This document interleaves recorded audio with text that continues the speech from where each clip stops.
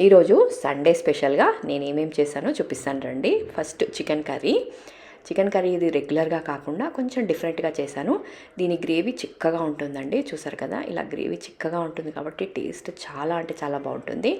అలాగే ఎగ్ మసాలా మనం రొటీన్గా కాకుండా ఇలా ఆఫ్ఘనీ స్టైల్లో చేసుకోండి.